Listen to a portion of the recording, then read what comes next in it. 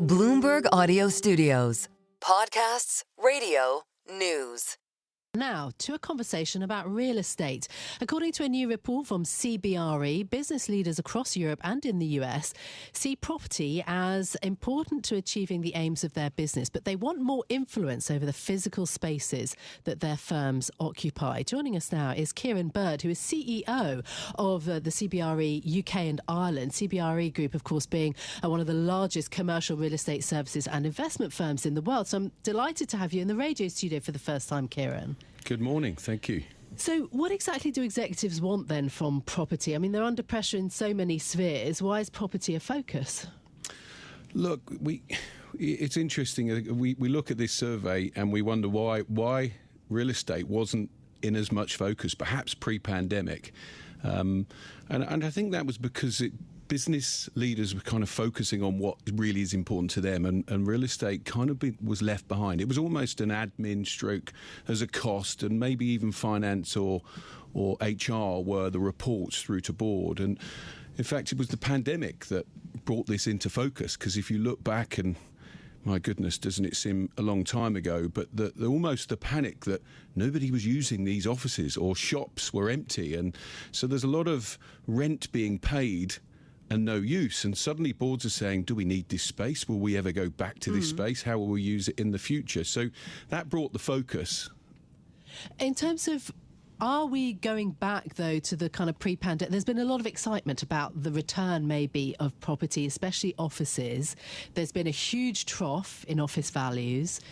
Are we actually on the cusp of things returning to pre-pandemic normals? I think so.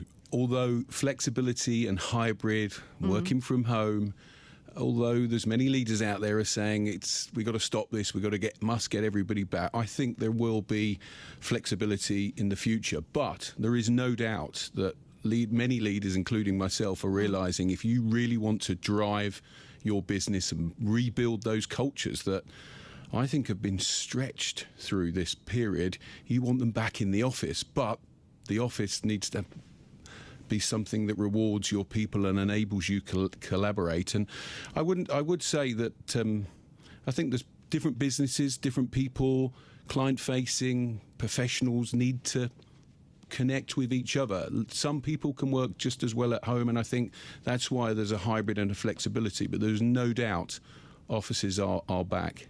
When you speak to your clients about what they want out of their offices, do you get the sense that everyone's heading for 5 days back in the office, or is there still going to be an element of flexible work that's remaining? No, look, as I say, depending on your business, if you're client facing, I think there is a likelihood you'd want your people in 4 to 5 days a week, but there is an acceptance. And there's a trust that's been built over this period. People can work from home, and people can work from home really well, but it's more project-led. If you need privacy, you need time alone, why spend the time travelling into the office when you can work from home? So look, there is a hybrid, but there are many businesses out there that need 4 to 5 days a week because they need collaboration. They need individuals to bring energy to each other. I think it's probably the one thing that people forget. I often hear people say, I work just as well from home. Do you bring your energy to your team from home? And we know the answer to that. I mean, look, there's been strong rental growth. There's been a reduction in terms of borrowing costs. But the focus in many parts of Europe is still on the best quality buildings, on very high environmental standards. We know that a lot of landlords and renters are under pressure because, the new regulations coming in from Europe by the end of this decade, the standards for environmental impact will be very high. Do you think that actually we've bottomed out now? I mean, we've heard it a number of times. Have we bottomed out in terms of values for London offices, for European offices? Look, the investment market is a different challenge, and that falls back to interest rates, yes, costs of building, costs of construction. That is a different, almost a different debate, but the rental levels of offices are continuing to rise, ironically. But going back to your first point about sustainability and the quality of the office, there is no doubt that big businesses are now wanting best in class. Our problem is supply chain. We Yeah. haven't been developing for the last 4 or 5 years the way we would have been in the past. So ironically, here in London and in most cities, Grade A offices, we're in danger of potentially running out over the course of the next 2 to 3 years. And what that is causing is rising of rents. Quality Grade A offices, there's almost we need to get a move on because we're going to lose out in space. Then that does open opportunities for the next tier of offices.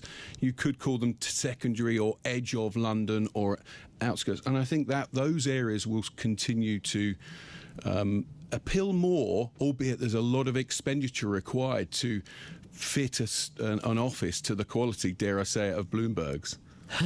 Yes. Does the issue of tariffs then start to play into this? Donald Trump's issued tariffs now on imports into the US. I mean, I know CBRE is global, and so obviously you may have a perspective on that. But tariffs are going to make it much more difficult for the building industry, surely. They're going to reroute supply chains, they're going to make that kind of building pipeline more difficult. Look, tariffs, it's the next challenge. We don't know what impact they are going to have as yet. We've been quite used to challenges in real estate or in our economy over the last 5 or 6 years. So it's another challenge, but I don't think it's going to stop real estate. And the whole purpose of this survey was, are the boardroom focused enough on real estate? And I don't think there is any doubt that the focus is back. What we're hearing across the board is 97% of boards, actually I was pleasantly surprised to hear that they now have direct reports through to the C-suite. 76% have personal involvement. And I think that's encouraging, because what they really are saying is real estate is a priority, and it's not just it's a business enabler. How it's going to enable them to drive and focus on their business more than perhaps they have done in the past. You mentioned the headwinds from higher interest rates. Looking at the expectations now, we're expecting fewer rate cuts in the US and in the UK than we had been previously. How much of a drag are higher interest rates on new office investment? The cost of debt, right? It's been challenging. There's been this standoff across the world, is what is a property worth and what some are prepared to pay. Interest rates, I mean, we've been teased, but they're slowly coming down, we hope, and of course it makes a big impact. However, I will go back to that last point. As rents rise, that gives a lot of encouragement and hope that there really is now an opportunity where values seem more attractive, certainly, than they have done in the past. Yeah, I mean, do real interest rates have to come down much further, though, to make that kind of, to make the recovery story to really take hold? Because it's been one that we've been waiting for a couple of years, to happen. Yeah, I think it's fair to say they do need to come down, and I think we hope that they are. But if rent's going up, there's the meeting of price that both buyer and seller are getting closer and closer, and I think we're close to that point, albeit there continues to be other challenges. And I think that when you look at development and the cost of construction, you can't ignore that. So there are many challenges, but I think we're getting closer and closer, and there are obvious movements, and there are deals starting to happen because of the pressure point and the attraction of people or businesses wanting to get their people back to Grade A or best-in-class offices. What kind of offices are attracting the highest rents in London? There's been a number of shifts happening in the landscape. We think about the big businesses moving out of Canary Wharf, for example, moving into the city. Obviously, you've got the big Google development at King's Cross as well. What is the Grade A now for businesses when they're looking for office space? Well, I kind of jest, but I walked in this building. I mean, why wouldn't you want to come and work in this wonderful building? It's ticking the sustainability box, right? I'm no doubt it's ticking wellness and health. It's in a location that's almost perfect, right? So transportation makes a big difference. You want your coffee shops, you want your food, you want your entertainment. I mean, people, there's a perception on Canary Wharf, and it always comes up, but what they have done, that it is improved dramatically. I don't think people have been there to go and see what an experience you can have, both from food, entertainment, the transportation. Only from our office, bang on Bond Street, you can be in Canary Wharf in 11 minutes. So I think it's all about you've got to be rewarded for when you travel in, and you've got to have all of those. And if you're trying to get the best talent and you want to keep hold of the best talent, there's a fight out there for that, and they are attracted to come to offices that are in the best locations and easy to get to, but you can have fun and you can work and collaborate when you're there. And Canary Wharf is still an attractive destination for office space? Unquestionably, for me, they're going through change, right? They've repositioned it. It was known, and I think there was perceptions there. There's no doubt Canary Wharf is coming back with vengeance, but most importantly, they've made it a nice place to be.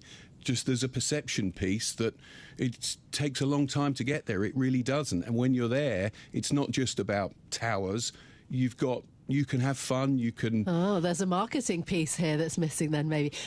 A last thought on data centres, if you would.